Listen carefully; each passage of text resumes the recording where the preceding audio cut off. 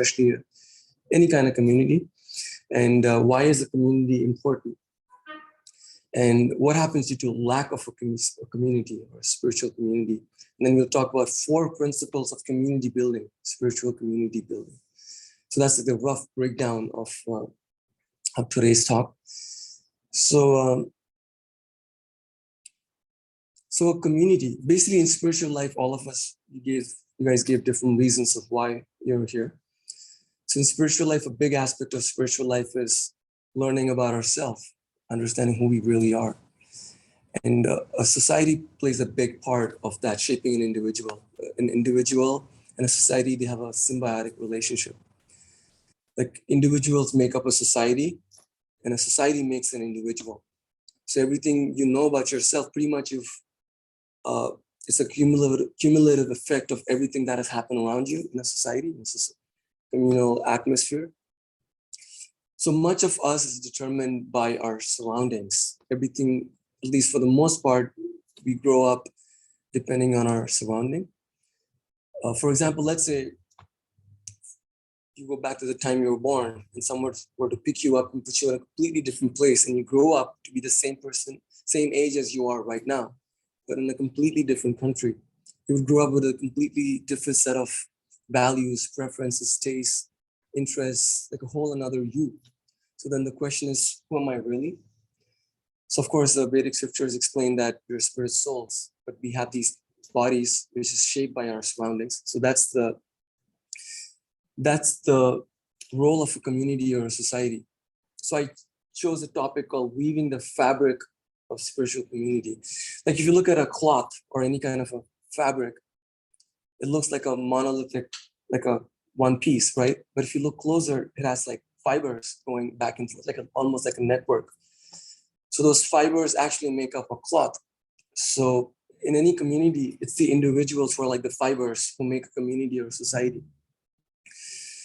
So the last time, like I said, we spoke about the society in general. So about what makes a society and how our American society has shaped about.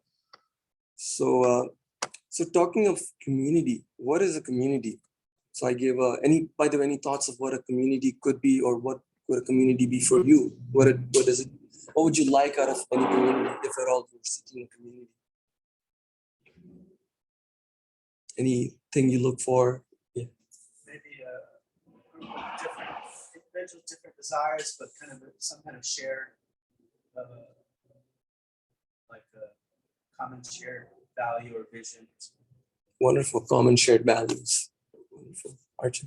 So I'd be like hot topic. Like, I think it's like either you sometimes define by like the 5 closest people around you. Yeah. That kind of defines it's just like something like that, right? Like you want to be with like that kind of community that kind of define and shapes and helps improve and yeah. So you're shaped by your environments. You want to be in a community that makes you a better you.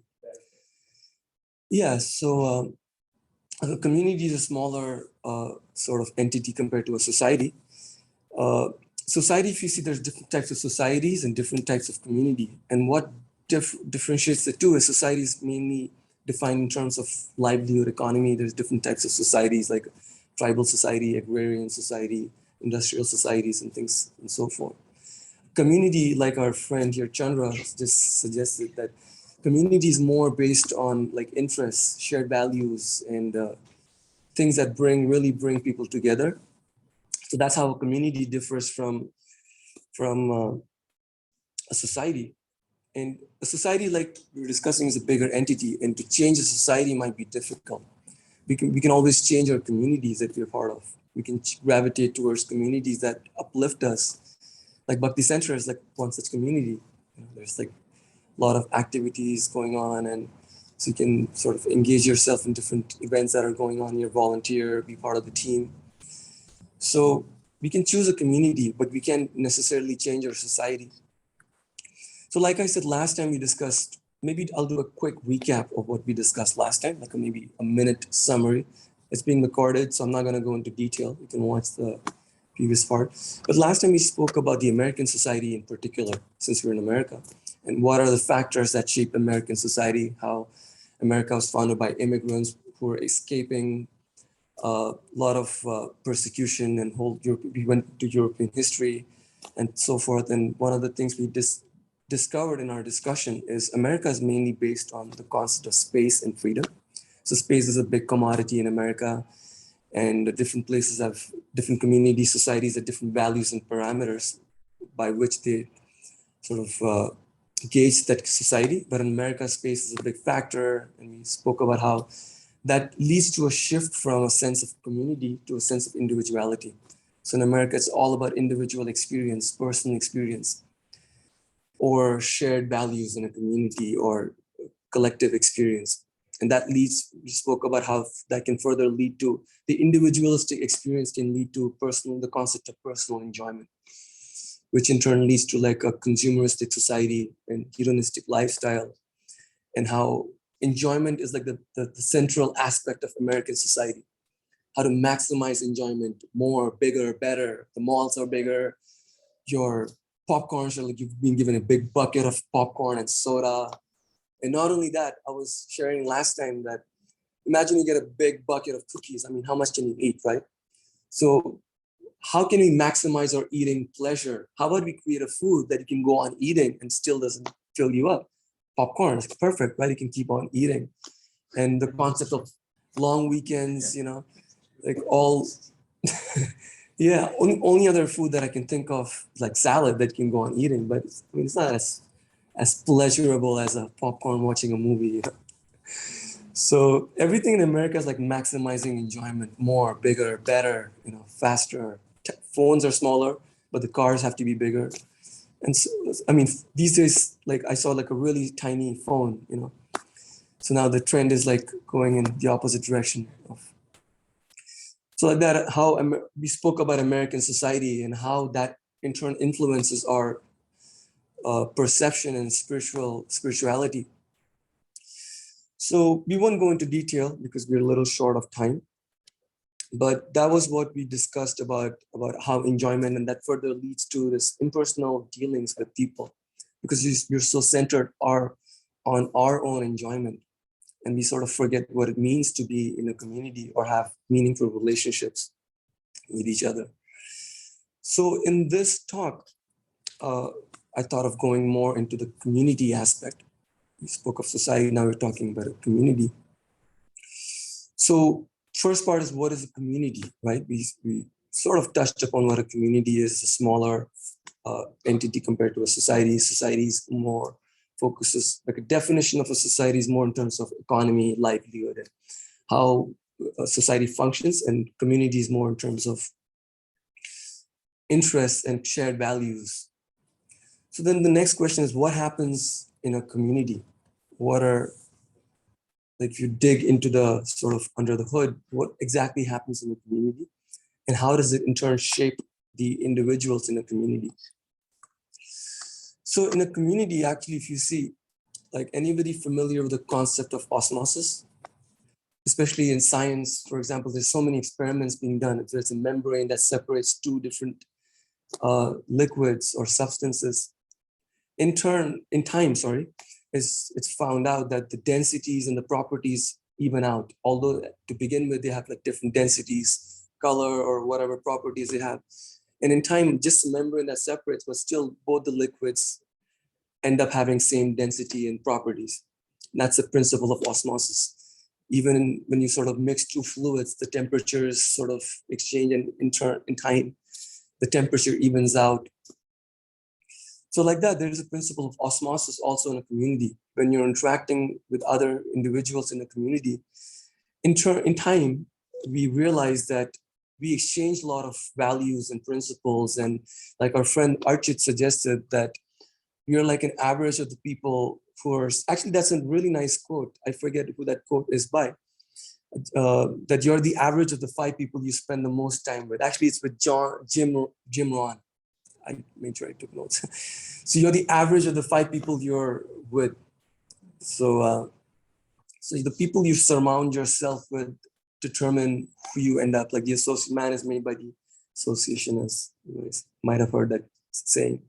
So our association, for the most part, determines our outlook on life.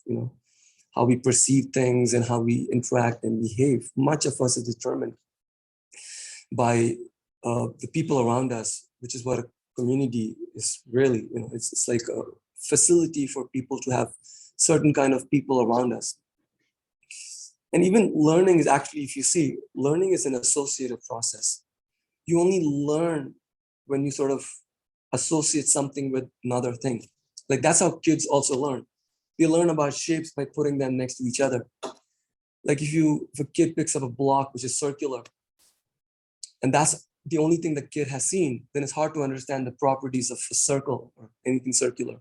But if you look at a circle and a triangle, and then you understand the differences. So learning is really an associative process. When you associate two things, you learn a lot.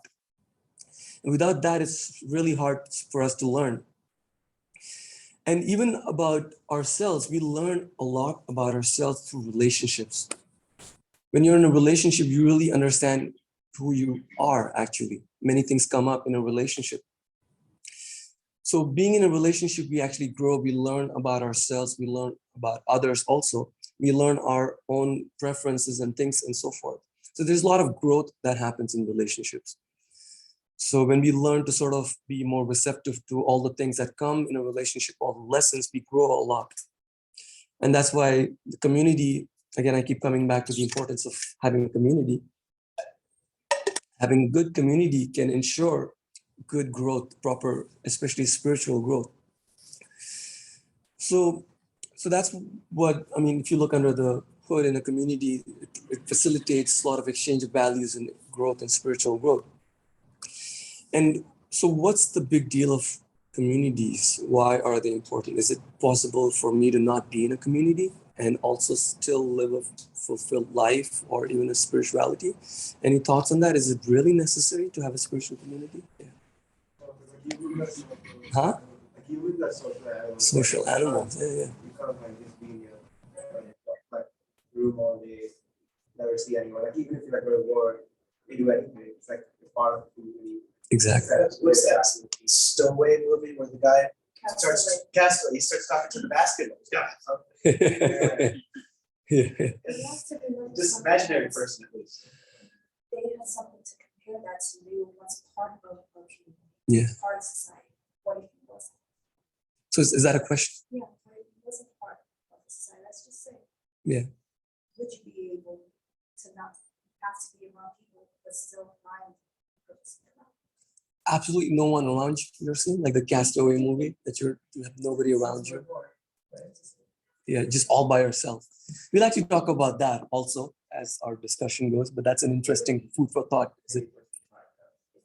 Have something to compare it to, then you wouldn't miss it. Yeah. But your question is having nobody around us, right? Absolutely nobody. Well, yeah, we'll talk about that aspect of how that would look like. Yeah. I feel like it's really important because each personality type has a weakness and a strength. So when you go around other people with their personality types, they can teach you a little bit about yourself and the weaknesses that you don't see in yourself. So it's really Yeah, like helps us watch our blind spots, right? We sort of help each other. Yeah, wonderful. Thank you for that comment. Yeah. I read this really nice quote that stuck with me. It's by Eckhart Tolle, the author of Power of Now. Yeah. He says you will attain enlightenment faster going through two broken relationships than sitting on a mountain. Like, although sometimes we don't like people, but they challenge us. Absolutely. Shake us out of our apathy. Yeah. So, yeah. We might not need them, but we need them. Yeah. We don't need to intentionally break relationships, but yeah, broken relationships definitely teach us a lot. Wonderful point. Yeah. So yeah, I mean, so the question then comes, why are communities important? Actually, there's a nice phrase in Bhagavad Gita. It says, Sangat Sanjayate Kama. That Sangha means association. Like if you break down the word Sangha, it means Sa Anga. Anga is like a limb. Sa Anga means that which becomes a part of you. So Sangat Sanjayate Kama, your desires are shaped by the association you keep. Like accordingly, if you hang out with a bunch of soccer players, you start thinking of soccer. If you hang out with a bunch of rock stars or someone do like recreational drugs or whatever that is, you accordingly start thinking about different things. So Sangat Sanjayate Kama, your desires are shaped by the people around you. And that's what happens, even if you're not in a community, right? Let's say you're not in any kind of a community, but you're still living in some kind of a society. So, so you definitely have people around you. And also we'll discuss about what happens if you don't have anybody around you. That's a little interesting concept, but you always have people around you, at least from the time you were born. Of course, you can be abandoned as a kid, but for the most part, you have people around you, and that's what shapes who you are. So it's said that if you're not, yeah. I have a little, it's really, I think it would be, I don't want to interrupt, but it's an example of how sometimes we may doubt that we are shaped by what's around us. So this magician, Darren Brown, he invited the top conceptualizers for like businesses, branding, marketers to his business. He made an experiment. Come to my business. I'm going to give you a fake company, draw an ad for it. It's a line of taxidermy shots, dead stuff in this. At the end of your thing, open this envelope.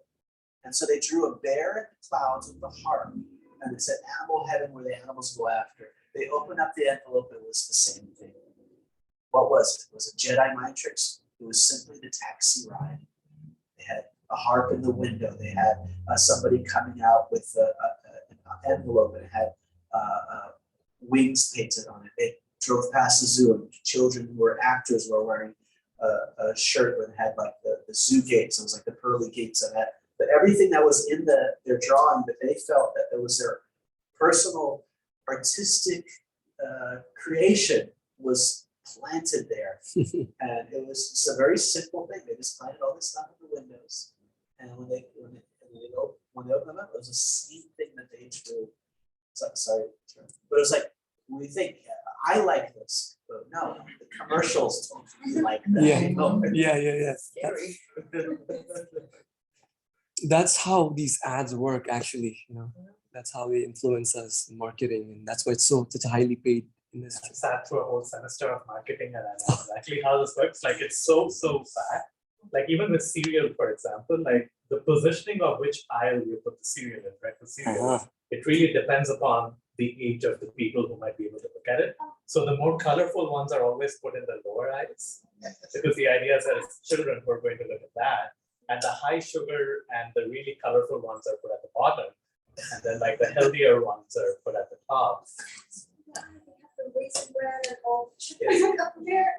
Because it's the children who are going to look at the high sugar ones and convince their parents to buy those. So yeah, it's fascinating how this marketing and things around us influence us. That's why Satsangat Sanjayate Kama is the association you keep determines the desires you harbor and develop.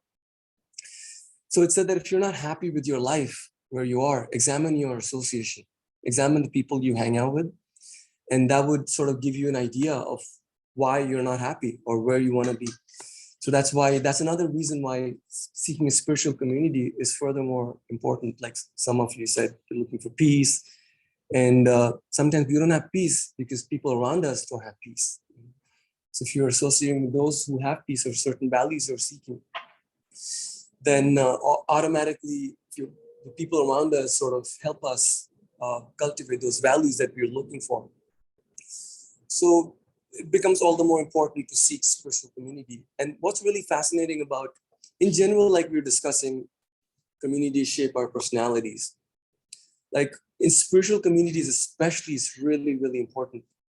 In spiritual communities, having a good association, and it really shapes us. And can be really strange concept. You might think, so you're saying, wait a minute, you're telling me the success of my life depends on people around me? I thought, we're so used to this, especially in American society. We're so used to the self-made go-getter attitude. You can do it. And I'm the maker of my destiny. I'm in control of my life. But then here I am telling you the success of your life, your advancement depends on people around you. It sounds a little strange. Like, I don't know, I'm not so comfortable with that. Yeah. It's funny, I was feeling like that like a week ago, and then out of nowhere I got into an accident. And I took it as a lesson. Like, it's true that other people do affect our lives, and that you can't just will your way through everything. like we don't have as much control as we think as humans. Like a lot of things are controlled by other spirits and things like that, and you just have to go along with it. You have to take the lessons. Excellent, wonderful. Thank you for that. It's a humbling experience, right? Yeah. That there are other factors. That's what Krishna explains in this book called Bhagavad Gita, the chapter 18. He says there are actually 5 factors that influence action. And one of the things that he or she is the only soul doer is not fully situated in knowledge. So wonderful, you're exactly on point regarding that. It's a humbling experience. So that's why in spiritual life, we approach with this humility that I'm not the only person who sort of shapes my future. Of course, we have a big role in that. So our association, we keep coming back to that point. Our association is really, really important. It shapes our personality, it shapes our desires. So much so there's a really nice verse which actually explains the importance of how important association is for devotees of this line in the Vedic tradition, in Bhakti Yoga. So it says that, this is from a wonderful scripture called Chaitanya Charitamrita. It says, maybe I'll read the Sanskrit. Krishna Bhakti Janma Mula Haya Sadhu Sangha Krishna Prema Janma Teho Puna Mukhya Anga. It's actually in a language for Bengali. So the translation is the root cause of devotional service to Lord Krishna is association with devotees or spiritualists. Even when one's dormant love for Krishna awakens, association with devotees is still most essential. Meaning that it's not that only in the beginning we need association, and once we've advanced spiritually, we found peace, or I'm like now a good man or a woman, now I can stop having spiritualists around me. Even then, it's really important. So at all stages of our spiritual life, it's necessary to have good association around us, and that keeps us really strong, and that keeps us really on track and on point. So anybody here not heard the word bhakti? Everybody familiar with bhakti? Bhakti is like a spiritual energy or divine love it's dormant in the heart of every living entity. So it's said that this bhakti actually there's been scriptures that have analyzed how does this spiritual energy manifest in someone's heart. And after a lot of research, these previous saints have come to this conclusion that bhakti or the spiritual energy comes through another devotee, another spiritualist. It's through association with other people. That's how we get the spiritual energy or divine love in our heart. It's there dormant in all of our hearts. But when we associate with other people in a spiritual community, it gets really kindled. It's like it blazes full. So that's how important community is. This bhakti sort of gets transferred when we associate with other people. And that further helps us advance in spiritual life and keeps us on track. And I don't know if you've had this experience where you go to different events, spiritual events, and you sort of hear things and you feel really inspired and you go back home. And then in time, it sort of fades away and it doesn't really stick. It's all good, but it doesn't really stick. It's not really changing my life. Any thoughts on that? Have you guys had that experience? It's all nice when I sort of go to events, but it doesn't really create a revolution in my life. I see you nodding. Yeah, no, I was thinking about this because I can speak from my own experience. So this happens all the time with me, especially because I'm very good at overthinking. So I have a lot of questions always. And so when I'm with people, so it feels right. And I'm like, oh yeah, I have to see what's happening. The moment I'm out of it, it's like my thinking hat is on again, which is good. People should think there's nothing wrong with that, but the overthinking part goes up again. There's so many questions, and now I'm just trying to somehow navigate my way through all of it alone. Yeah. And a lot of it doesn't make sense because especially with bhakti, it seems like a lot of it is lived, like it's experienced. And so unless I'm with people who experienced it, it doesn't click. I can't just take my way out. Wonderful. I like the word you use, experience. Like bhakti is an experiential process. Spirituality is an experiential process. If you see, there's been over the years, there have been different ages that have come and gone, right? There have been the avant-garde and the modernism and postmodernism, and especially the postmodern age. One of the things that differentiates that from previous ages is postmodern man or woman is looking for an experience. It's not so much as dogma or principles thrown out at you, or we're looking for experience that truly transform our heart. And that happens through association, through that association, we experience what we're yearning for. So that's why in a spiritual community, we get that experience, but it's not just about sort of going to an event once a week and meeting people around us. That's not the only thing that community helps us with. Community also helps us foster relationships. And relationships are not simply based on just going to an event. And then once you're out of the door, you're just gone. So relationship goes much more beyond the walls of any event. So cultivating relationships, fostering relationships, that's what really adds meaning to our life. So that's the whole goal of sort of us coming together, is sort of learn about each other. That's why I wanted to start with sort of having each other's names, so that we can remember each other's names and learn about each other, why we're here and how we can inspire each other. So in the community, we feel sheltered, we feel protected, we feel guided, and we feel inspired. All these qualities are really important. We need to feel sheltered, a place where we feel safe and secure, not judged. We need to feel inspired. All of us have this need to sort of, I feel I can do so much more with my life. We want to feel guided, have a sense of direction in life and protected. So that's why a community is so important. It gives us all these things that we actually need. We might not realize this, but all of us are looking for that. And then what happens without being in a community? What happens? Like, I'm playing devil's advocate again. So if there wasn't any community, I'm sure we've had some experience with that, especially like in the pandemic, right? Like if you got like in the pandemic, like if you're isolated, you like your community like over Zoom or whatever. Yeah. I was just going to use that example, and then you brought that up. This whole pandemic really highlighted this need of a community, because one thing we noticed in this pandemic is isolation. That's like the scariest thing that came out. Is this isolation. It's so, for some, it's been really challenging. I've heard so many stories of how people found it really challenging. And one thing that really, this pandemic affected different people in different ways. Some were hit financially, health-wise in this. But one thing that was common, if I can say that, pretty much is emotional issues, mental health really came to the forefront. This pandemic was really, even at work, I hear so many people saying they're sick of being at home, at least at the beginning of pandemic. Now we're sort of getting used to that. And also the cities have opened up. But isolation was such a big thing that really sort of drags you down. And this was really highlighted in this pandemic. And of course, we've been through different calamities over centuries, like earthquakes and famines and so many things that have broken nations. But one thing that's different from other calamities is, in other sort of calamities, humans can get together to give each other support, But in this thing, humans are the problem.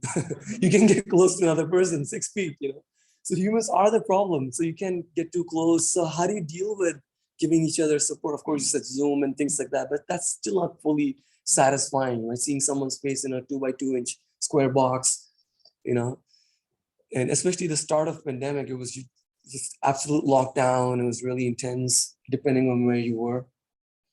If you have a beachside home and you can take walks, of course it's different, but for the most part, living in the city, it was pretty challenging. So this isolation is really, really intense. So that for itself speaks how, why all of us are yearning, at least some of us are yearning for a sense of community, especially coming out of this pandemic. And I was also doing more research into the effects of isolation. The effects of isolation on our mental and emotional health. And I say mental and emotional health because they can be two different things, although they're really similar. Speaking of mental health, I was reading this article by this one scientist, like researcher, a team of researchers were doing this study of the effect of isolation on our mental and emotional health, especially when they sent astronauts and researchers to Mars and other planets. And they have to live in isolation for months, because you get to Mars, it's not that you can come back in a week. They plan for like 6 months or so. So what happens in isolation? And that sort of ties to the question you were having. Could we survive with absolutely nobody around us? Like the castaway situation. Is that castaway situation? So what happens? So what this one researcher what she did was, they had a team of researchers, of course. They put her on Antarctica on a 60-day skiing cross-continent on foot. She was skiing across the continent all by herself.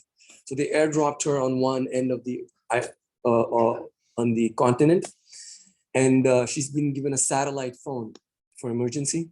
And I think she has food that she carries and like a small tent she carries on her back, and she can pitch a tent. She has like warm clothing and so on, basically all by herself. No, she sees nobody around, and she documents her journey, how intense it was.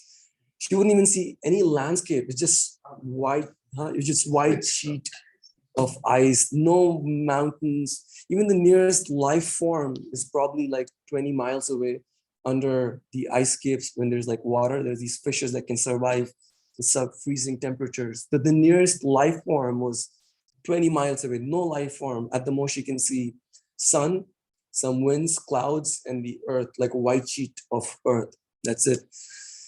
And she explains how intense it was. At times, it was really intense. And although she had a satellite phone, she had to sort of contact some kind of a person sitting in a, once a week or so she has to report. And sometimes she would even avoid that because of the meltdown that would happen in a conversation with even hearing a voice of a human being. Just hearing a voice of she was afraid of all those emotions coming out. She would avoid.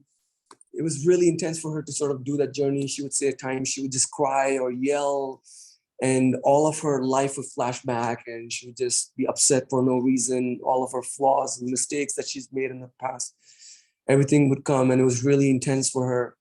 She said, because of lack of any kind of stimulation, she would even hallucinate. She would sometimes hear sounds, smell things. And when you smell things, it's your hallucination. There's nothing around us, absolutely nothing. No, I'm saying nothing, no ants, no birds. You can't even talk to an ant, nothing.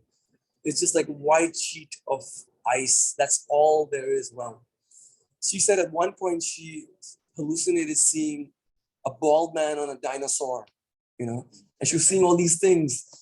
And it was really, really intense. That was the whole idea of that study, to see how humans would survive in such a complete isolation. So even science has confirmed that humans cannot survive in complete isolation. And there's also something called cabin fever. You guys heard that? Cabin fever? Especially those people who live up on the high altitudes and mountains, there's nobody around. They develop this cabin fever, become a little crazy, and they develop this irritability. And after some point, they find it hard to be around humans. That's how intense it is. They feel depressed. Although the isolation is making them depressed, it's hard for them to be around other humans. And they'd rather just be in that depression than be with other humans. That's how intense it is, this cabin fever. So in case you're wondering, what's the big deal of society and things, like even the example you gave, he was talking to a coconut. What was he talking to? Basketball. Yeah. Basketball? Yeah. Yeah, and Wilson basketball. yeah, and having a relationship, right? That's like the deepest need we have, to have a relationship with something, if not someone.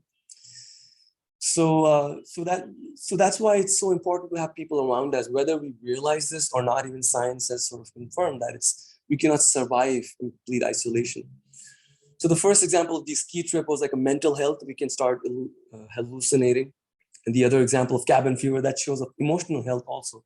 So both mentally and emotionally, it can affect us, this complete isolation. So that's why a community specifically is so helpful, because what happens in a community? See, there are two main things that really happens in a community. If you see, it's all about relationships and activities. That's actually all there is in a community. What else is there in a community? These are the two main things that happen in the community. Of course, there might be sub-elements, but if you see, there's just relationships and activities. And they both go hand in hand. They cannot survive. One cannot survive without the other. One cannot exist without the other. Imagine having just relationships and no activity, even outside of a spiritual community. Is that possible? Someone has no activity at all. At the very least, you have to eat, right? That's an activity by itself. Or can it be that you only have activities but no relationships? Even if you're completely isolated, or you're a loner, you still have to work. You go to, in a workplace, there are other co-workers. There's some kind of a relationship you have, right? So you have to have relationships and you have to have activities, and they both go hand in hand, and they cannot exist in isolation with each other. So relationships and activities, when they come together, they facilitate exchange of emotions. And that's why relationships and activities, it's so fulfilling being in a community, is because they facilitate an exchange of emotions, whatever emotions that is. Sometimes we might have this need to even express our disappointment. That's also an exchange of emotion. Whatever that emotion is, we have this need to sort of express it through relationships and through activities. So that's why community is so helpful in that regard. It helps us in expressing our emotions. And if you think further deeply about it, why do you do anything in life? To even go more deeper, why do you do anything at all in life? What is the main thing? Like, for example, you might like to play soccer, or you might like to drop your kids at school. I mean, it's not like, but you have to drop your kids at school or whatever that is. Why do you do anything in life? All the things that you're doing. Any thoughts? Yes, it's either choice between the desire, the stimulation, or your obligation. Wonderful, yeah. Stimulation or obligation, yeah. Any other thoughts? Why do we do anything, especially if it's voluntary? Yeah. Feel happy. Yeah. Yeah. Any other thoughts? If it's not a obligatory. I would say that you do it to be the desire to be happy. And then you have the obligation, because that obligation is somehow related back to this makes me happy, having my kids, or Wonderful. having money to live in a house makes me happier than living on the street. So, excellent. Yeah, even obligation, we choose that in some way. Yeah. So the obligation part also makes me think that within these notions of happiness and all that is some element of love. Because if I'm, let's say, dropping children, whoever drops their children to school, I'm hoping that they love their kids as well. Yeah. And so that love kind of drives, to some extent, this obligation. So it's voluntary because there's love. Wonderful. Obligation based out of love, right? It's just the point you're making. So I think the obligation is kind of like we have a choice. We either choose what we have to do, but then we have a choice of not doing it. And if we don't do it, we take the consequences. But there's kind of a choice.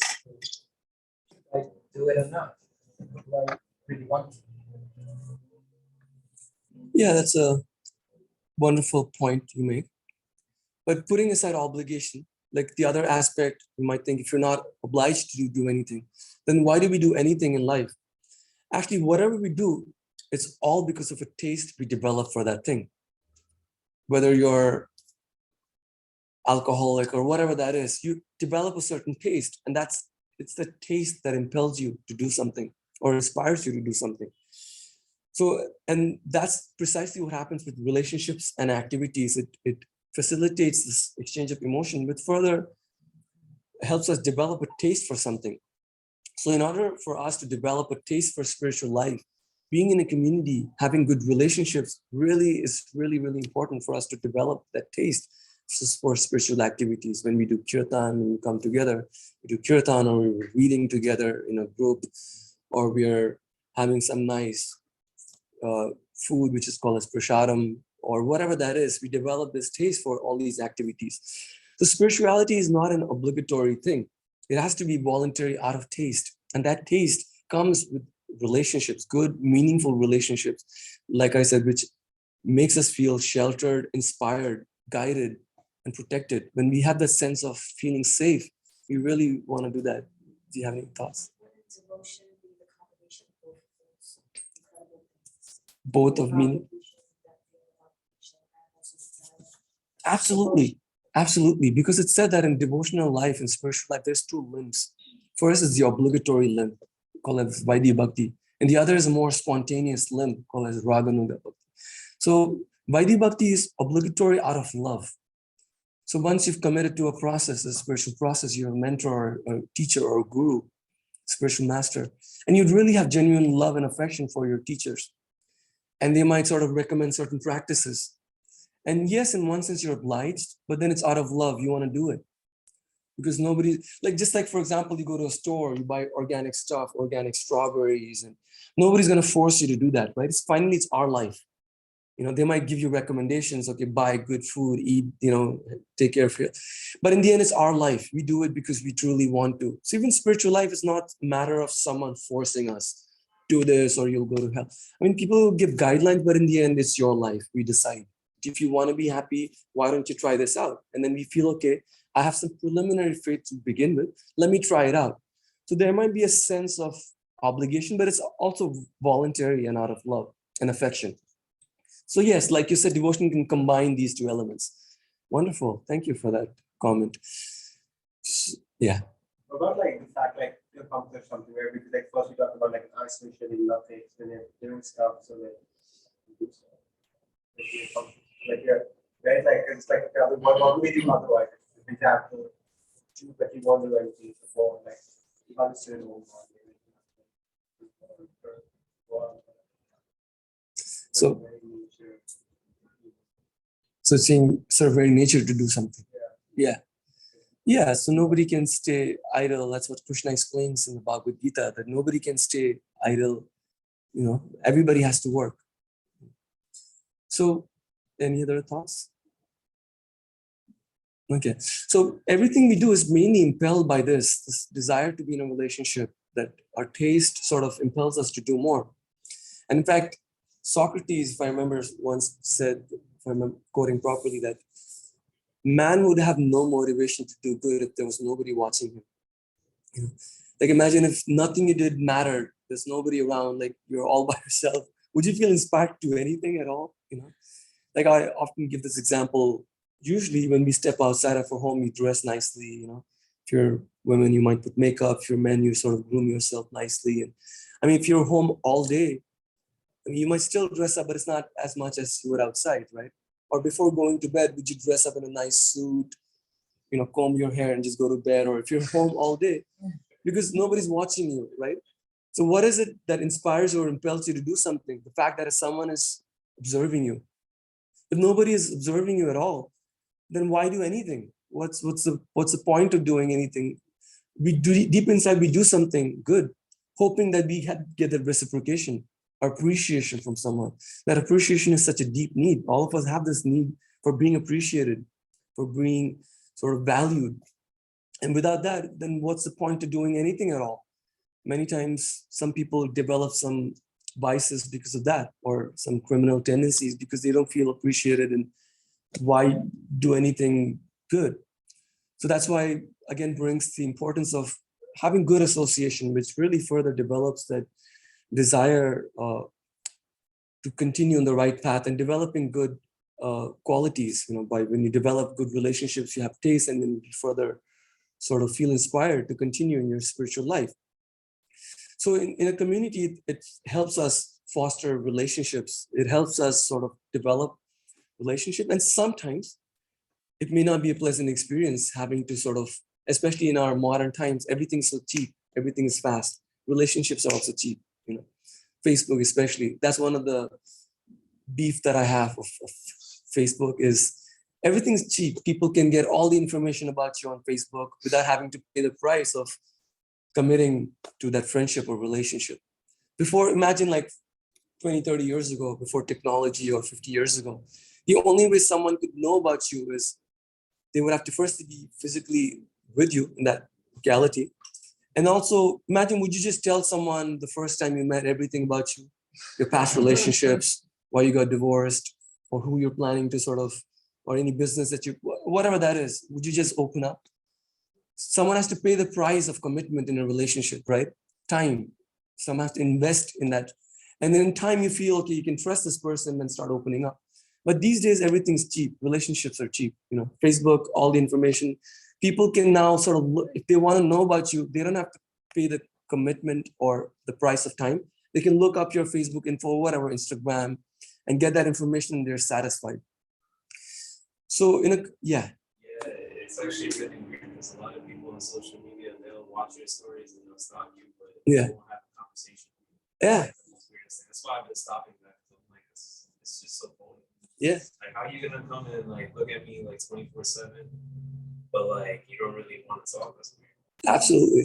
And they're quick to judge and criticize you. But when it comes to good things, So I noticed. yeah. So But you already, they have a certain box, so they don't know, they have no idea of who you are. Yeah. Oh, he's this person, so it's like you don't. they've scoped you out, right? Based on externals. Yeah. Yeah. So that's the thing about, our modern times. Everything is like cheap. Everything is fast. Give it to me in 2 seconds or less.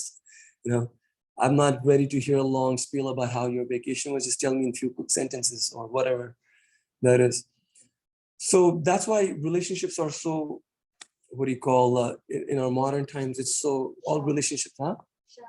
Yeah, shallow and fractured. Our relationships are so strained. So in a community, sometimes we get together and that forces us to have good relationships. And at first, it might be a little uncomfortable. We're not used to that.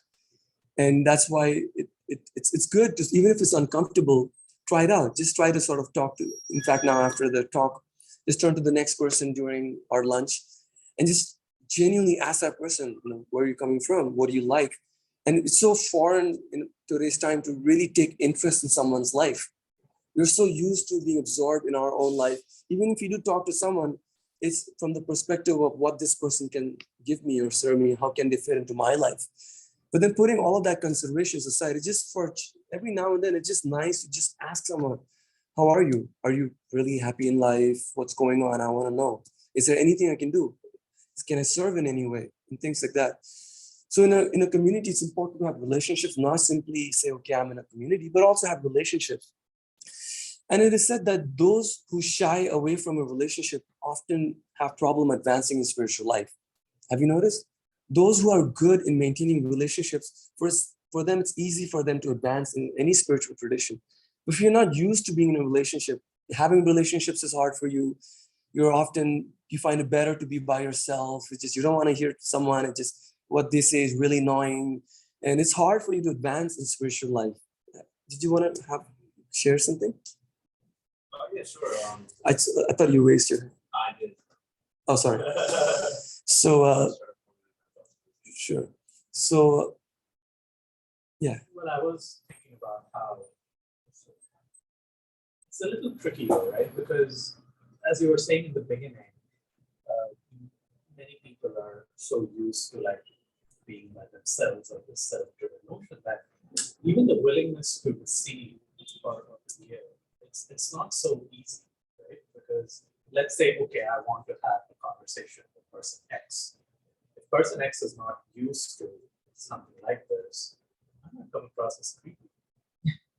Or it might be that I might come across as too much. There's just so many layers to it, and it seems like, okay, yes, relationships are important, but also there seems to be a need for some kind of conversation around, okay, am I actually willing to receive attention or time or whatever someone, or to try to give it to me, likewise the other way. Brilliant. This is such an amazing point because it further brought some other thoughts to my mind. Firstly, since we're not used to being in a relationship, our levels of receptivity or being able to give us also sort of, not only does it differ from people to people, but it has diminished over time. And then that brings all those questions. Is that person ready to receive? Am I giving too much? Am I ready to receive? That's a brilliant point. Because see, in spiritual life, it is so important to be able to receive also. It's said that Krishna or the divine or God has so much to give, but are we ready to receive it? In fact, some of us have our hearts really closed. And the whole process of spiritual life is just opening up our hearts to receive. It's not that someone is demanding something out of you. Give me this. If you can't give, that's fine. At least be ready to receive. It said that, usually when we stretch our hands, it's just to take, just to grab things. We seldom sort of stretch our hands to give something. That is also fine. If you want to take, at least take something of value, So it said that in spiritual life, it's nice to stretch your hands to receive. It's not a bad thing. But usually when we stretch our hands to receive, our hands are full. We extend our hands, close fists. how are you going to receive with closed fists? So in order to receive, sometimes Krishna has to open your fist, sometimes even forcefully. And that process of opening up your fist can be a little painful. And that process is of purifying our heart. So once the contaminations of our heart are purified, then it's like full open hands. We are ready to receive divine blessings, spiritual benedictions. So brilliant point that even our receptivity and our ability to give is diminished and differs from people to people. So I have a strong conviction that in relationship, that's the training that we go through, not only in learning how to give, but also receive, how to receive someone in our life. We have our doors so closed. Someone wants to be part of your life. It's such a wonderful thing. Someone says, I'm interested in your life, but we're so close, we slam our door shut on someone. So it's a wonderful thing if someone says, I'm interested in learning about you. What's going on? Can I be a part of your life? So relationships really help in that. And some of these points may seem obvious, but that's what we're doing actually in our modern times. That's the life we're living.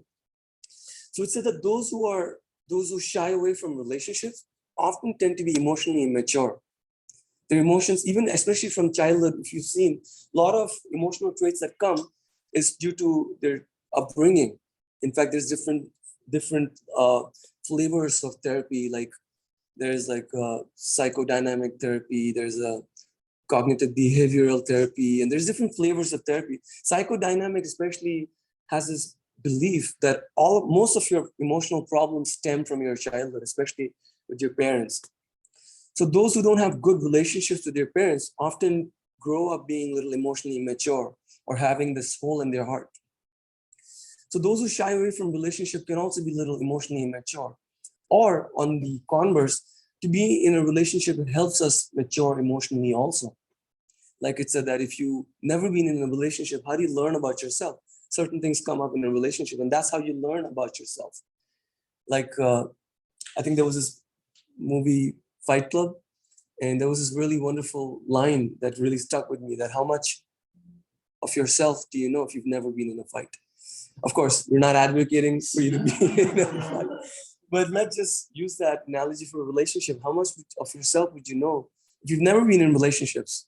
Or like someone said, you said broken relationships teach you much more than sitting on a mountaintop, right? Why is that? Because even in broken relationships, we learn so much. Even if it's from our mistakes, we learn so much.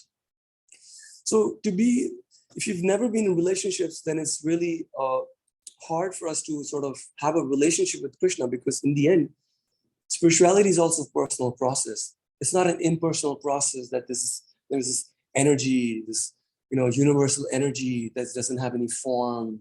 And that's what God is, and just peace, love, and just be nice to others. That's maybe one form of spirituality. But at least in Bhakti Yoga, it says that the ultimate form of spirituality is divine has a form. It's Krishna, he has a form. And the ultimate goal is to have a relationship. And that's such a fascinating concept by itself. Like, really? God has a form and we can have a relationship with him? Like, imagine all of us have had friends who've either betrayed us, or boyfriends or girlfriends or spouses that we've ended up divorcing, or parents, or whatever that is, who've abandoned us and things like that. Imagine you could have that perfect best friend who just knows exactly the things you like, and they're gonna get you. Have you guys wanted to have that kind of a best friend, that this buddy or a girlfriend, that this perfect friend, you can share your heart and he or she knows exactly what you mean? Or perfect boyfriend, girlfriend, or perfect spouse, or perfect parent. Imagine that really perfect. And what if I said that person exists, and that person is, Krishna? So wouldn't that be really fascinating to have that relationship, that satisfying relationship? But that relationship is not going to start if you don't start here at grassroots level. Don't think that you can simply neglect everybody, push everybody out of the way. Get out of my way. Krishna, I'm coming for you. That doesn't work. You have to start with people around you. And all the friction that happens, it's actually a learning process. Because the friction that we have with each other, that is a problem you'll have with God. All the conflicts that you have with each other, that is what you would have had with the Supreme also. So why not start now? Yeah. I had this thought the other day, like we really have this conflict between the two nations. We feel sad and upset, but then there's the conflicts that we have with our own spouse, boyfriend, girlfriend, things like that. That if we have like a kind of obligatory relationship, there's no abuse. If you should be getting along, then if you want to show that they shouldn't be fighting war, then you should figure out how to resolve that situation without canceling the person out. You know, like Hitler didn't want the Jews anymore. I divorced them. I get them out. So they have really, if there's not like a really toxic relationship, it should on this micro level figure out how to work it out, how to work together, because the micro is going to affect the macro. The conflicts of nations. If we can't, even two people get along, or three people, or families, whatever, then we can't expect nations. Wonderful. Yeah, that makes so much sense. But if two people can get along, why do we expect two nations to sort of? And divorces are so conveniently sort of devised to keep our personal convenience. If two people don't get along, you can just again, I'm not sort of either condoning or criticizing either, but what I'm saying is getting out of relationships easily is just aimed at personal convenience. To stay, of course, I'm also not advocating to be in abusive relationships or abusive marriage. At some point we have to sort of, but still like the point you make is at least trying to make it work, even if it's a little like troublesome, because that's where the purification happens. And to sort of just at the drop of the hat, just get out of relationships or just divorcing, like I know celebrities of divorce in like a day or maybe like really short time. I don't forget, but some celebrities they just get divorced in really short time. Yeah, small problems. Okay, sorry, I don't want to go through this process, because see what happens when you sort of put up with someone's shortcoming is you have to compromise. You have to tolerate. And spirituality, tolerance along with humility. These are like cornerstone principles in spirituality. There's a beautiful verse that talks about Prana, that one has to be tolerant and humble. So tolerance is really tested in bad relationships. And divorces or just escaping a relationship is just avoiding dealing with developing qualities of tolerance.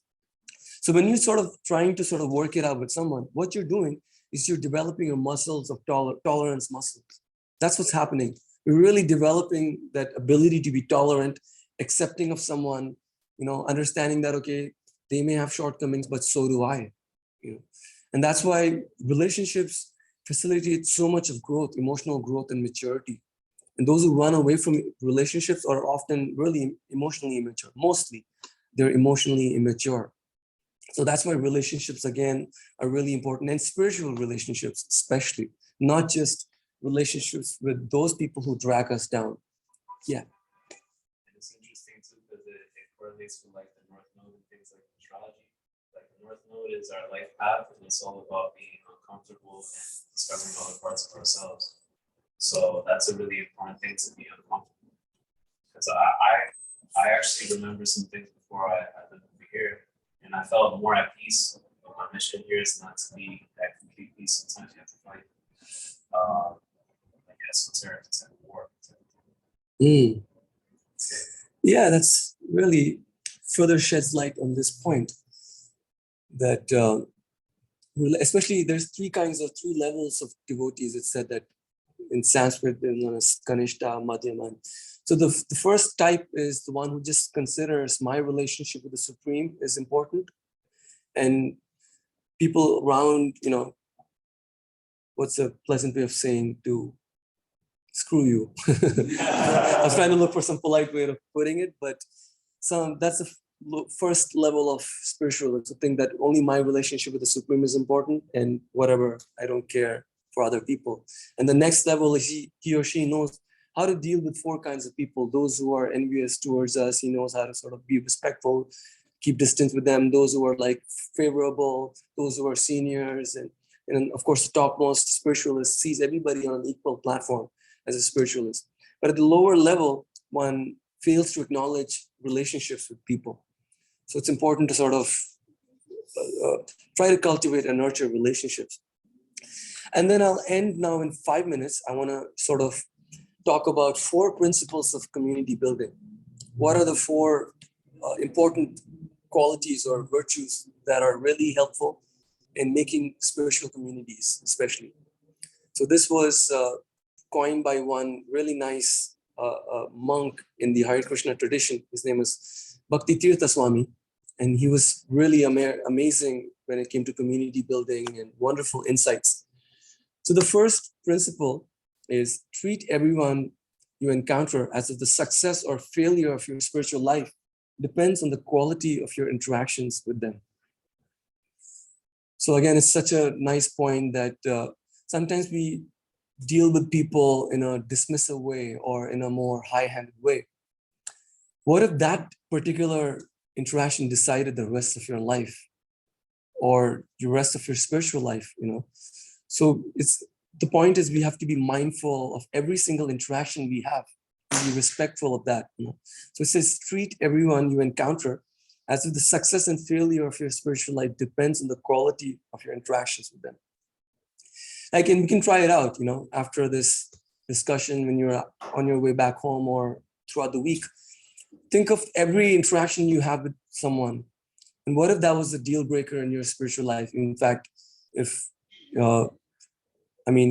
what if that decided how your interaction is? So what shift would that create in your consciousness? Any thoughts? If the next interaction you had really determined the rest of your life, what would be the change in consciousness? Any thoughts? How would you think differently about that person or that interaction? Yeah. In terms of respect and attention, things would really change. Respect and attention. Wonderful. What else would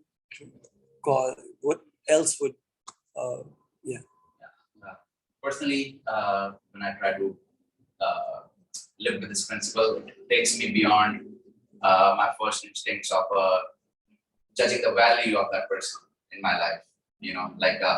Because I think it's at a deeper level we all do that. Is this person useful for me? Not useful? But that's just a habit of the mind. But if I get past it and just believe that this is the person that decides, like this principle says, then I personally feel that I'm beyond that value system in my head and jumping straight into action. I'm past the first bit of being lost in my thoughts if this person is useful or not, and I'm jumping straight into action. So I see. So you're saying you tend to judge the value of someone, and instead of being lost in those thoughts, if I just believe this principle, I'm jumping straight into action. Wonderful. And what else do you think this would create a change in you if you sort of live by this? Time, spend much more time, but maybe the priority. You give much more time. Yeah. Probably I will spend more time on trying to understand, not so much trying to be understood. Wonderful. Seek to understand before you want to be understood. That's wonderful. In fact, a lot of nonviolent communication is based on that principle, is how to understand the other person better. Instead of rushing and trying to make my point across, slow down, which is super hard in today's world, and just try to understand before you even attempt to want to be understood. Wonderful. What else would, To not see oneself as the great hero in the whole story. this whole world, it's just a movie and I'm the hero. Yeah. I'm just like the person. Can't wait to just go back to how I'm the hero. Yeah. So you're saying if you follow this principle, it takes you away from that mindset that I'm the hero. Yeah. That like we discussed, other people have a role. They influence us in our life.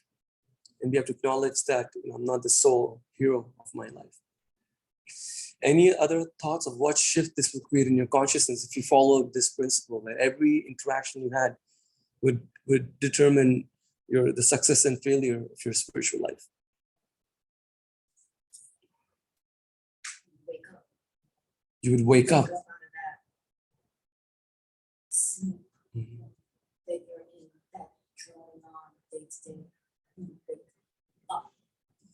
Wonderful. That gives me one point which is we suffer from one disease in our modern time, in our modern age. Do you know what that disease is? The age of distraction. We're so distracted. It's chronic distraction. Even when we're with someone, we're technically quote unquote asleep. We're not fully present, like you said, wake up. So we're suffering from this chronic disease of distraction. You're so distracted, constantly distracted, even when you're having an interaction with someone. At least I can speak for myself. I might look at my watch, I'm looking here and there. Like you said, seek to understand. I'm not really sort of trying to understand what they're saying. So this chronic disease of distraction this will help you wake up. Just be present and woken up. Just be awake, basically. Just be present in that relationship. In fact, the whole mindfulness thing that now is like a big thing right now, right? Mindfulness. It's all based on this principle of just being present.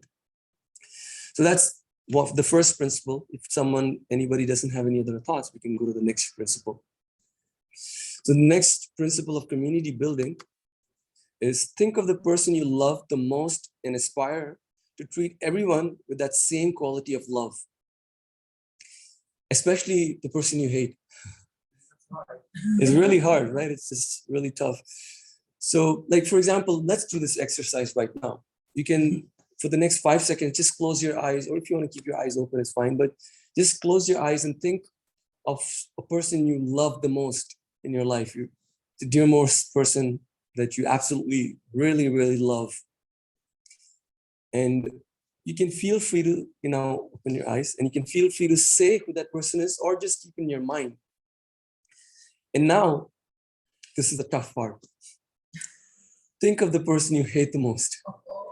Sorry, but think of the person you hate the most. And what if you had to deal with the person you hate the most with the same quality of affection to the person you love the most? Of course, we have to be also user discrimination. There are some relationships that are a little toxic, or some people who are not so, may cause harm. So we have to use our intelligence. But the general idea is how to move away from judgments, basically. So there are some people whom you may not really like that much. So if you were to deal with that person with the same affection, or you give the same treatment as you would the person you love, how would that look like? Any thoughts of that? Yes. So that you're, not Mm-hmm. some I see. So you're saying out of love, you would give them their space? Mm-hmm. Not be mean, right? Sometimes that's such a brilliant point. Sometimes we approach someone just out of malice, we might sort of say something just out of malice. Is that what you were trying to say? You might say things, and sometimes it's just better if you love that person, just, don't say it. If it is that same toxic relationship, out of love, you keep them away from your mind. You get them, you're not thinking harshly in your mind, because you don't need to think about it. You don't need to be meditating on that. That's the whole idea of forgiveness, is when you're not able to forgive, you're just carrying this burden of hate in your mind all the time. And when you just let go, you automatically learn to forgive that person. I mean, I know that's not what you said, but it's something that's sort of crossed my mind. It's just carrying that person in your mind, and just allow them their space. Or sometimes we have a need to sort of express, this is how I feel, just so you know, I want you to know this is. And out of love, sometimes you don't necessarily have to do that. You don't have to let someone know I'm upset at you. So, or, of course, I'm extending what you guys are saying. But this point says that think of the person you love the most and aspire to treat everyone with that same quality of love. Of course, this is a really high platform, and we're not expecting to jump at that high level right off the bat, but at least that's the word uses aspire. At least we're aiming and aspiring to be at that level, even if it's not right away. At least we have that end goal in mind. Any other thoughts of how this would look for you if you had to do that? Would it feel uncomfortable? We had 2 reflections. And would it help you grow? Would it, force you to deal with something, some inner shortcomings? Any thoughts?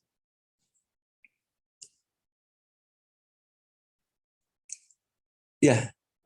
I was also thinking about how while it says that treat everyone with the same quality of love, how that love gets expressed may not necessarily be the same. Ah, wonderful. So if it is somebody I don't like, doesn't have to be that because principle to exist, I have to go and hunt them. Mhm. It might be as simple as just gathering the courage to have a conversation with them about whatever it is that seems to be creating this friction between the two of us, and work towards trying to resolve that friction as well. Like that doesn't on the surface look like an act of love, but it really is, because I'm trying to reduce the bitterness between the two of us. And in terms of its expression, it looks very different from how I would exchange love with some of my actions. Mhm. Brilliant, brilliant, absolutely brilliant point. How that love manifests might look differently in different relationships. That reminded me of that book, uh, Love Languages, Five Love Languages or something. There's different love languages. We speak different languages of love. For some, it might be quality time. For some, it might be words of affirmation. For some, it might be, I forget what are the love languages, quality time, words of affirmation, physical touch, and things like that. Gifts, yeah, give. Acts of service, yeah. So it's not the same language you have to use. It might look differently. Or sometimes out of love could also mean letting go of that person. Out of love, you just also that could be letting go of that person in your life. So of course, there's different ways you can express love, but the idea is we don't replace love with hate or use judgments and so on. Any other thoughts before we move on to the third principle of community building? So the third one is view all conflicts as your own fault first. Does that sound good? Such an awkward, uncomfortable. Yeah, You know. I think so. I think that we choose the life that we live first before we come down. So I always think of offers. Yeah. So in every yeah. Just gonna say, yeah, because like conflict is inevitable, and the only thing you can do is Yeah, that's the only thing we can choose, right? How we react to a situation. Sometimes we cannot control the situation itself, but you have a choice in how you can react. That's what actually Viktor Frankl, the Holocaust survivor, came to the conclusion that ultimately the only freedom we have in life, really the true freedom, is freedom to choose how to react. We can't choose the situation around us. Was there some other reflection? I think sitting here this morning, I got this like just brief realization, and it's right on that topic of conflict and viewing yourself at fault first. And it's the differentiation of, is it friction or failure? Mhm. And which one are you inviting when you come into conflict with something? Yeah. Can you just look at it as a friction, a disturbance, or are you looking at it as a failure and putting that on you? So that's a really breakthrough activity. Yeah, so it's so helpful how when we approach conflicts in the right way, it can really help us sort of, yeah, exactly. Like that cliche saying, can agree to disagree. I mean, it might not be the exact same thing you're saying, but you can sort of approach from that perspective, relationships. Did you have a point? It reminds me of what Prabhupada said about Arjuna. Is this kind of the same mentality? Is that they really are they really question their motives. Really, am I doing the right thing? Did I do the right thing? Or the one who is not in that spiritual mindset, they don't care. They don't make any question. If I see I benefit, I do it. The other person is like, is it though? He says Arjuna thought thrice. He's really checking himself. Real self-reflective and analyzing what's motives. Wonderful. Coincidentally, that's what we were reading last night at my place. I have a small gathering every Fridays. Some of us get together, we read. That's one of the things we were discussing about the second chapter of Bhagavad Gita, of how Arjuna is really mindful of that. So that's, yeah.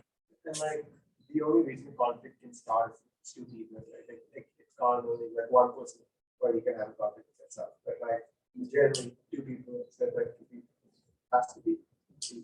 Excellent. Actually, I was going to say that, but you stole that before I could say it. There's a saying that it takes two to tango, right? So conflict cannot happen with just one person. Always there's two people, they have their share in a conflict. So we approach conflicts always with this perspective of, that person did something wrong and, this is my viewpoint and they should, I think similar to what you were saying, try to understand before you want to be understood. Most conflicts, we're trying to sort of be understood, So, yeah, so it's so helpful to approach conflicts thinking, did I contribute in any way? What am I contributing to this mess? And trying to sort of fixing that. Yeah. Last thing that this made me think of is Gita Krishna says that he's talking about different excellences. And he says, in a debate where both parties just want to know what is the actual truth. Mm-hmm. So that's like a divine excellence. Mm. Vada or Vada. Like where they just, nobody's like trying to use different kind of argumental fallacies. They're just trying to find out what's the actual truth. Like they're not really, so that's like, you find, if you look at yourself first, and then you're looking to actually find out what's the truth, not just be innocent. Yeah, that's brilliant. I forget the Sanskrit terms. There's 3 kinds of conversations, Vad and Jalpana, and Artha. Is Artha one of them? Or? There's Vada, there's Jalpa, and Godruma. Yeah, there's 3. And the first kind is you're just looking to establish your viewpoint. And then the highest is you're genuinely looking for the higher truth, even if it means compromising on your position, yeah. Somehow ending up with the highest truth, because for the last week, anything that happened, I kind of felt it was my fault. Mm-hmm. And it can be a little dangerous because I started doubting myself. And that is such a nice, that is. That has been difficult, because everything that I've been kind of just one of these weeks. But I kept thinking, yeah, I probably did something wrong. And I started doubting myself. And I started feeling really like, I don't matter much in that place because everything I do is wrong. And that can keep going in your head. And then you start doubting yourself. And then it's like, break, bounce back if you can. So I'm here. That's such a nice point, especially if you're someone having low self-esteem. Then it's easy to sort of keep blaming yourself for everything, and you sort of hold yourself, beat yourself up, and you're always sort of, looking down on yourself. But usually conflicts happen because someone who has low self-esteem. Yeah. Yeah, so usually someone who feels that it's my fault, they usually don't get into conflicts. I mean, sometimes it might happen. Conflict's fine. But you make such a good point that it's one should be careful to not go to the other extreme when one is just beating ourselves. But the idea is just to be introspective. It's not to blame yourself, but just to be understand. Exactly. Again, comes back to that point, understand and not want to be understood. Is not blame yourself, but just try to be introspective to see, is there anything I'm contributing to this mess? Like I like this phrase that I'll just finish this point, that at the end of the night, make sure your side of the street is clean. I heard once from my friend, that makes so much sense, that make sure your side of the street is clean. Whatever, let that person do. But if from your side things are proper, that itself resolves a lot of things, at least from your side, it resolves. If you've acted proper, if you've sort of reacted proper, make sure your side of the street is clean when you're approaching things. Make sure you can see. Yeah, and it gives you a lot of clarity. It gives you a lot of confidence. When you approach any situation, even if someone is having that, what's that word I'm looking for? Like a confrontational attitude. If from your side things are fine, then it really eliminates a big chunk of that conflict. So make sure your side of the street is clean, May. Yeah, the quote you just reminded me of, like, what you're saying about forgiveness and how it's like, how it's really just for us and not to hold any resentment. It doesn't have to be about the other person. it's really lonely now. But also, like you're saying, sorry, what's your name? Beata. Beata. What Beata was saying was really important as well, in that it made me think of just like having continuous, like unbiased self-accountability is very important, so that you don't like start a conflict with yourself. So it should be an unbiased, you have pure intention, you're just here to learn and reflect, so that shouldn't be something where you start like beating yourself up. But obviously that's hard, conditioning, but it's like nice to think about. Unbiased self-accountability. Beautiful. That's a beautiful term. I also liked how you asked her name. It's like a more personal thing, just rather than just addressing someone. And that's pretty much the point we're driving here, like how relationships are personal. So yeah, like it said, it takes two to tango. So that's the point we're further trying to sort of analyze, that conflicts always, there's, for the most part, there's two people contributing in their own ways. And it's helpful to introspect without beating yourself up too much about that. Yes, Arjit. A very, very basic question. Yeah. So, like, can you define like what relationships are referring to? Because like there's so many different aspects of relationships. Like it's maternal, whatever. Like there's so many different aspects of friendships. So like what, like, do you have a holistic picture? Like what, like, is it everything, anything, some? Because like the like certain conflicts where you can't resolve, like if you go to the conference, like certain conflicts, like you only have X amount of relationships. Like, at a particular stage in life, let's say, right? Like, say you're a kid, you can only have, let's say, like as you grow, you might have some, then you might at some point, like, if you're super old, you probably have maternal relationship depending on it. So, like, it changes. So, could you define? So is your question, what is the definition of a relationship or the scope of the relationship in our discussion? Yeah, both.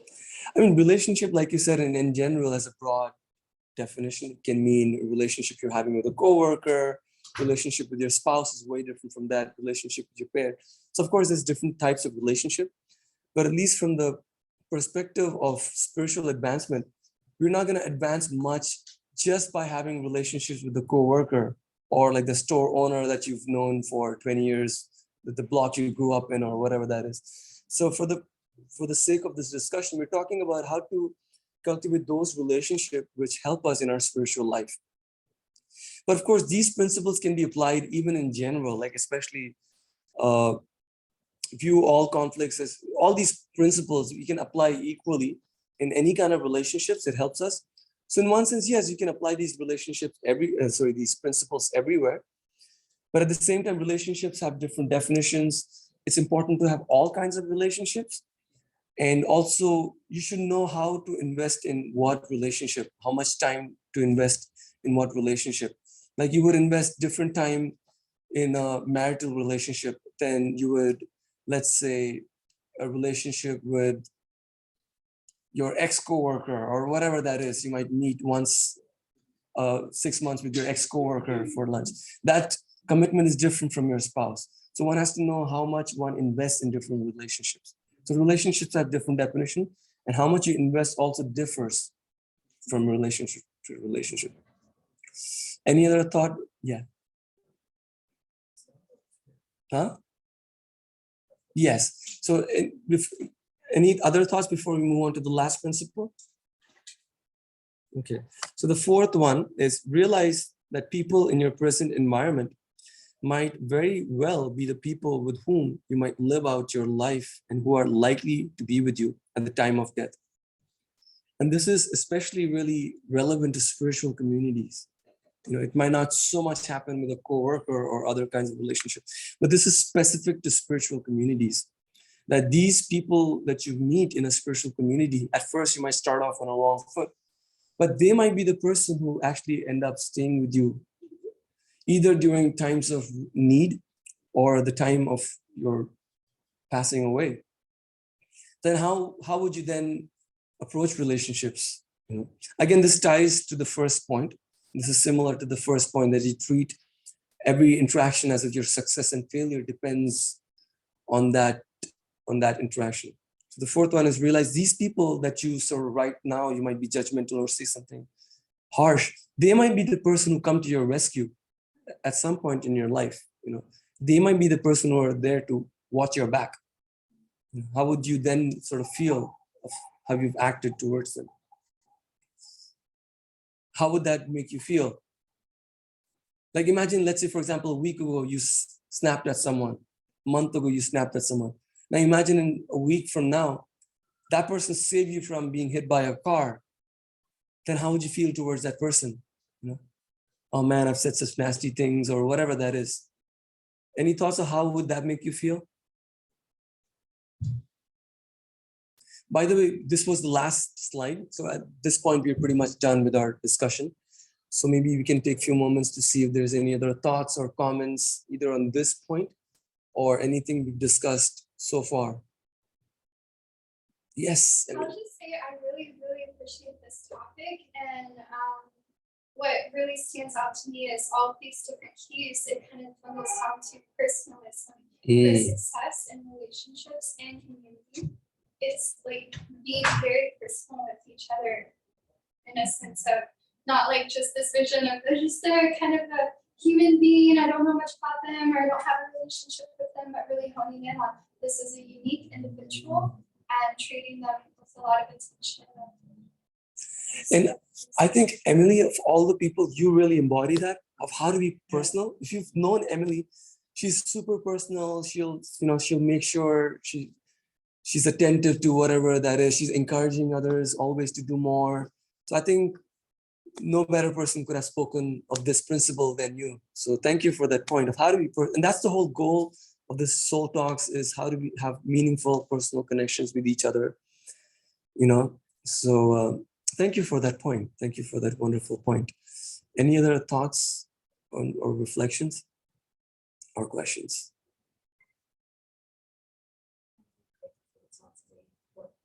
That realization between, I was mentioning earlier, friction and failure. Because someone had mentioned earlier, I think we're strong on that. To take on the backs and what to let go. It was so good to be reminded.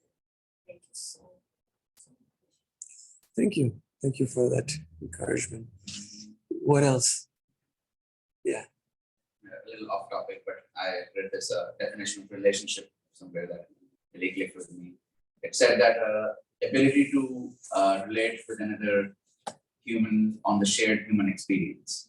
Mm-hmm. So basically kind of like sharing the same emotions. Oh, I feel this emotion, you feel this emotion.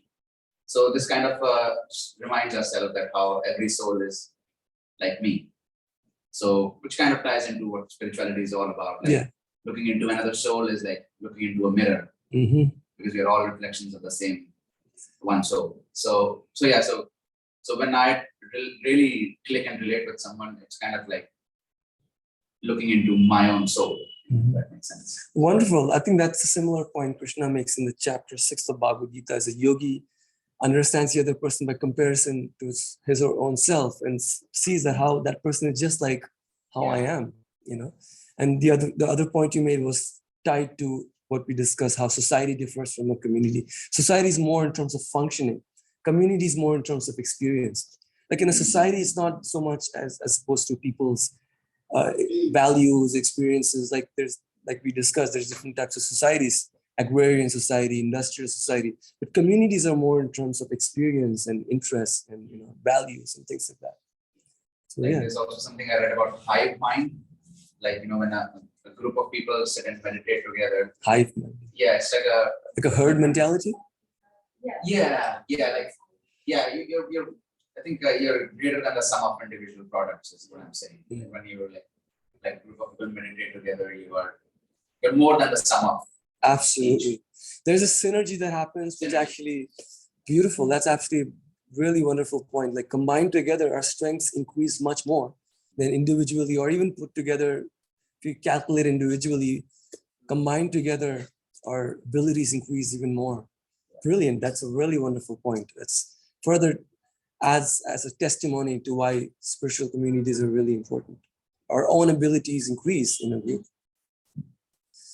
Any other thoughts, closing thoughts?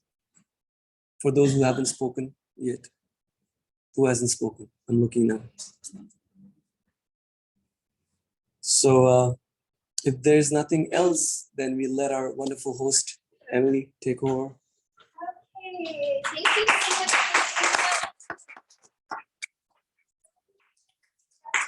And thank you so much to all of you who came and shared, and thank you for bringing your presence. So it's great that our topic is community because we are one. So the next part of our program, if you all have time to stay, is we'll have lunch together. You can also take it with you if you have to get going. And our transition into that will just be that we'll move the green chairs and the green cushions out towards the back near the elevator. Then we'll come back in and set the chairs in a circle and start getting our plates. So please stay with us if you're able to. If you've got to go, just a few key notes is that we've got these little cards on your seats. One tells you more about kirtan and a mantra that we are chanting and meditation. One is a poster for Bhakti Center, so you can find a lot of information on the website about more education. One is for a super awesome podcast that happens every day, and Nityananda is representing it. He's got a cool shirt on. So take these with you, and also we've got a lot of literature and a lot of books in the back as well for your interests. So thank you so much, everyone, for being here.